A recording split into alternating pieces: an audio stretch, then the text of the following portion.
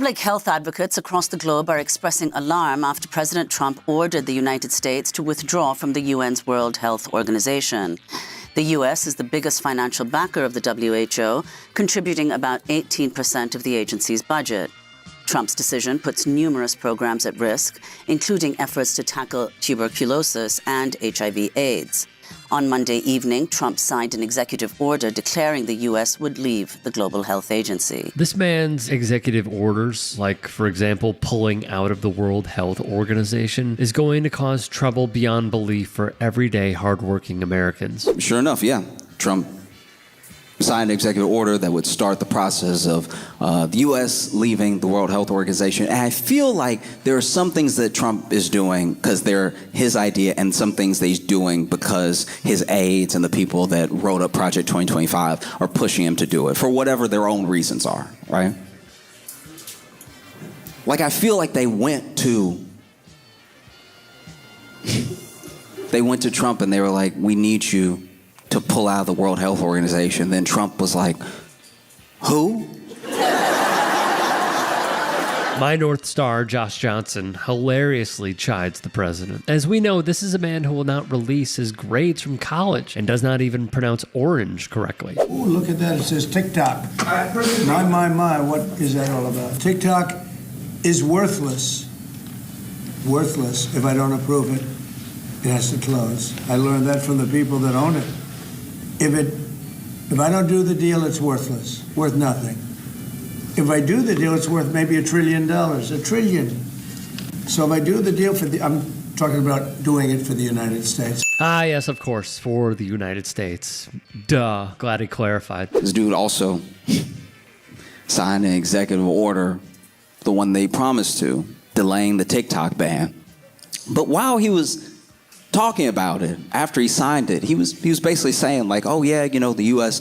should own some part of it, maybe 50%, maybe more, who knows. And it's hard to tell when Trump talks about what the government should do, if he means the government should own it or he should own it.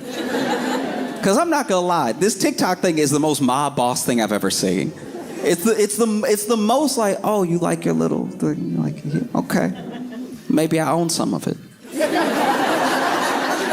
Maybe I own the whole thing. How about that? Leave it to Johnson to put together the most accurate analysis of what we are witnessing with Donald Trump. Calling him a mob boss is spot on because that's exactly what he is and how he handles his business. Where he is pardoning some 1,500 January 6 rioters who have been convicted for participating in the attack on the Capitol 4 years ago. So this is January 6th.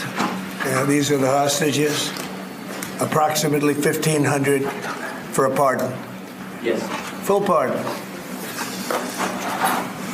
Full pardon or commutation? Full pardon. I cannot begin to describe how dark of a moment this is. This is a groundbreaking concept of pardoning people who violently stormed the Capitol to try and wrest power from a legitimate government and hand it to the loser of an election. A pardon kind of, this may not be the word, but it excuses that behavior, or it says, it's okay. So what is to stop them from doing something like that again? And if anyone has insights on this, it's Harry Dunn, a former Capitol police officer who worked that day. Then you had Trump signing executive order, you had Trump pardoning everybody from January 6th. That's wild. There were plenty people that were up there, did January 6th. They felt like the election had been stolen. They were sure that they had proof. They wanted to hang the vice president. They came in there with all the smoke, ready for all the juice. And then they get to go home too. This has to have been a wild experience if you are a J6er, because you were there. Remember when they pooped on the desk? They let them leave that day. And then over the course of 2 years, 3 years, 4 years, started picking them up. And then he pardons them. And woof, Normally, I'm used to seeing a lot of people get out of jail through like innocence projects and stuff like that. People who did not do something. And then they're like, I never thought anyone would believe me. I thought I was going to sit in jail and now I'm free. And they're nothing but grateful. They get out, they're hugging their families, they're crying and stuff. And that has not been the case with the J6. Everybody that got let out is very angry. This is by design, I fear. The J6ers are now cemented to have blind loyalty to Trump because he let them get away with attacking the Capitol. I truly fear what comes next. And I just want to say thank you for making it happen. Thank you.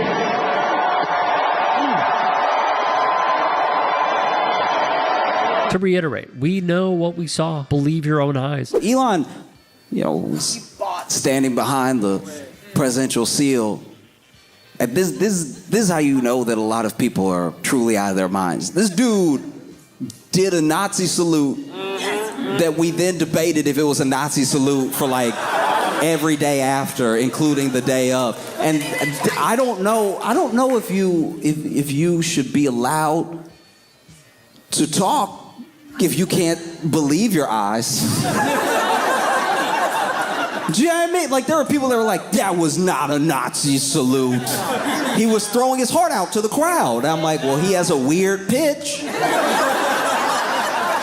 Johnson would then touch on another talking point we heard in the aftermath. I just don't think like they hate Jews like that. Oh no. Okay, let's clarify something. There's a Roman salute, bro. Yeah, it's Roman salute. Yeah. Like these two mantras MAGA clung to, which also, this podcast sucks. All four of these dudes, chodes, suck.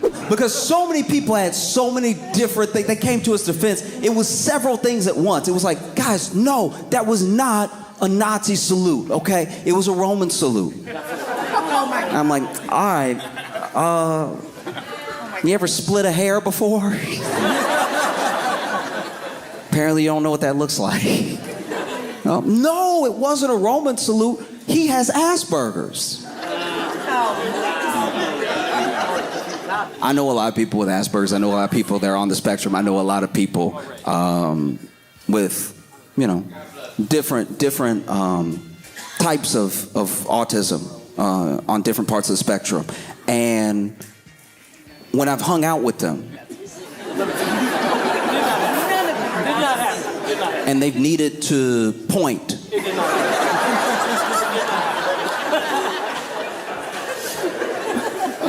or they want to show me affection, you know what they never did? Anything that looked like that.